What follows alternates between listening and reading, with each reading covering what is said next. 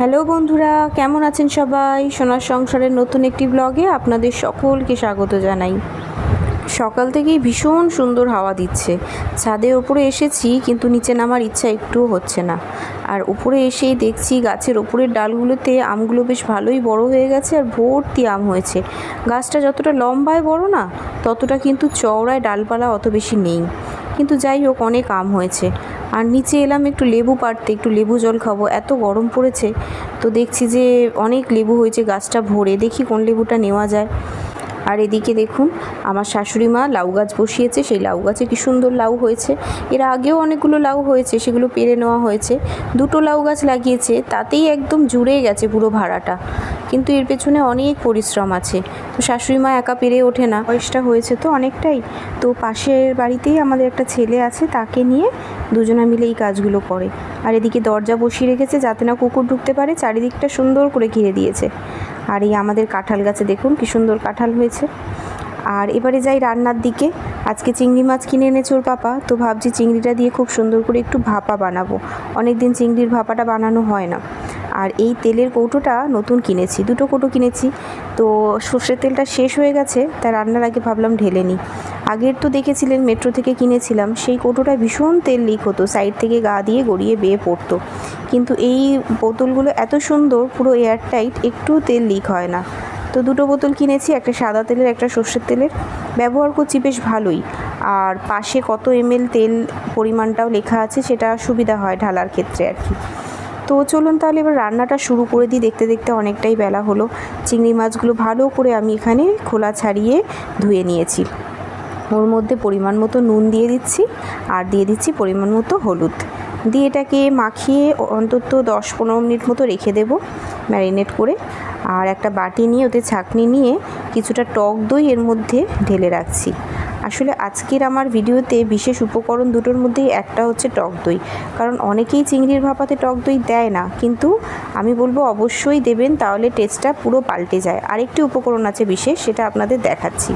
আর এটা হচ্ছে সর্ষে। আমি সর্ষে বাড়িতে সবসময় এনে এরকম পাউডার করে গুঁড়ো করে রাখি। তাতে সুবিধা হয় কি, ভেজাতে বেশি সময় লাগে না, 10 মিনিট মতো ভিজিয়ে রাখলেই যথেষ্ট। আর তার মধ্যে আমি একটু জল দিয়ে ভিজিয়ে দিলাম। এবারে একে একে এর মধ্যে মশলাগুলো দেব। আর আরেকটি বিশেষ উপকরণ যেটা বলছিলাম, সেই উপকরণটি হলো এই পোস্ত। আমি এখানে 20 গ্রাম পোস্ত দিলাম। আর এর মধ্যে হলুদ দিয়ে দিচ্ছি, একটু নুনটা একটু বেশি দিচ্ছি যেহেতু টক দইটা আছে। অলরেডি তো চিংড়িতে নুন দেওয়াই আছে, কিন্তু টক দইটা দেওয়ার কারণে একটু নুনটা বেশি দিলাম। আর কাশ্মীরি লঙ্কার গুঁড়ো দিলাম, দেখতে কালারটা খুব সুন্দর আসে এতে। আর এটাকে এবারে ভালো করে একটুখানি মিলিয়ে তারপর 10 মিনিট মতো রেখে দেব। আর 4-5টা কাঁচা লঙ্কা এর মধ্যে দিয়ে দিলাম। একসাথে সবকটাকে নিয়ে এবারে বাটবো। তো তার আগে দুটো বাটি নিলাম একই মাপের। আমি আসলে এখানে চিংড়ি ভাপার সাথে সাথে আমি একটু ডিমের ভাপাও করব, কারণ দুপুরবেলাটা চিংড়ির ভাপা হলো আর রাত্রিবেলাটা ডিমের ভাপাটা খাওয়া হবে। আর এখানে আমার মিশ্রণটা পুরো সুন্দর করে বাটা হয়ে গেছে, একদম মিহি করে। আর এই যে ডিম আর চিংড়ি দুটোই আমাদের রেডি। আর এবারে একই বাটার যে মিশ্রণটা, সেই একই মিশ্রণ দিয়ে কিন্তু আমি দুটো ভাপাই তৈরি করব, চিংড়ির ভাপা, ডিমের ভাপা। আলাদা কোনো খাটনির এখানে কোনো কারণ নেই, কারণ ভাপাতে বেশি কিছু তো মশলা লাগে না। তা সর্ষে, পোস্ত, টক দই আর এদিকের কিছু গুঁড়ো মশলা দিলেই হয়ে যায়। তাও গুঁড়ো মশলার মধ্যে সমস্ত কিছু আমি দিইনি, নুন হলুদটাই দিয়েছি আর কাঁচা লঙ্কা দিয়েছি। জিরে ধনে এইসবের প্রয়োজন হয় না এই রান্নাগুলোয়। তো ওই বাটা মশলাটা দুভাগ করে নিলাম দুটো বাটিতে। আর তারপরে টক দইটা দিয়ে দিচ্ছি পরিমাণ মতো। চিংড়ির ভাপাটা একটু বেশি পরিমাণ দিচ্ছি, দুটো মিশ্রণই। আর এই দেখুন কতটা পরিমাণ জল বেরিয়েছে সেই টক দইটা থেকে। জলটা যদি না ছেঁকে নিতাম তাহলে অনেকটা পাতলা হয়ে যেত আমাদের মিশ্রণটা। তো জলটা অবশ্যই ছেঁকে নিতে হবে। দুটো মিশ্রণকে এবারে ভালো করে মাখিয়ে নিচ্ছি।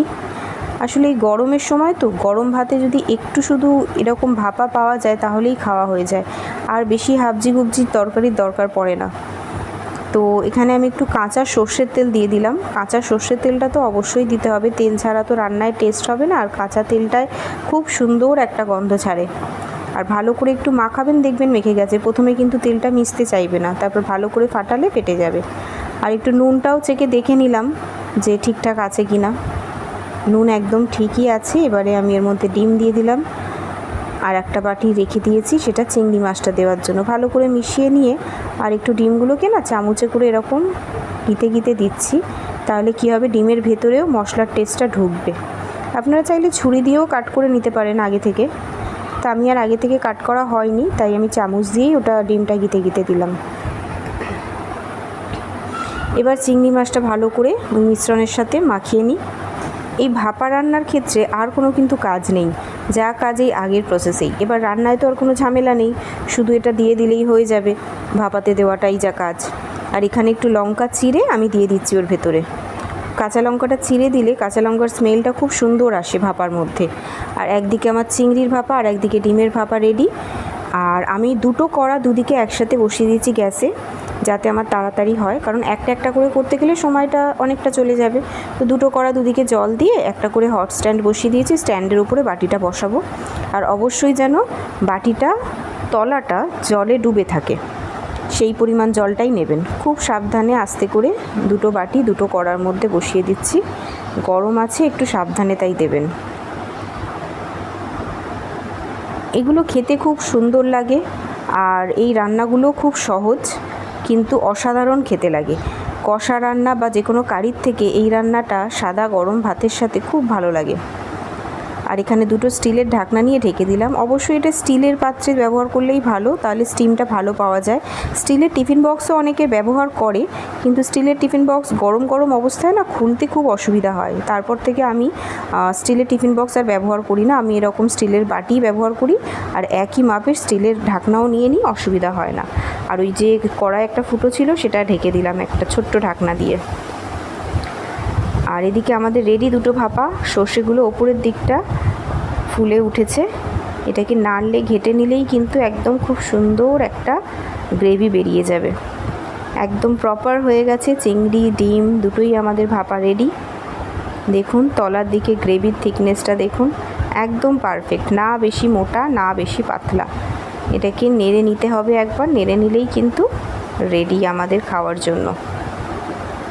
চিংড়ির গ্রেভিটা দেখেই বুঝতে পারছেন কতটা সুন্দর হয়েছে, কিন্তু আপনাদের বলছি আপনারা যদি একবার বানিয়ে খান তাহলে চিংড়ি রান্না ছেড়ে দিয়ে এই ভাপাই সবসময় খাওয়াটা প্রেফার করবেন।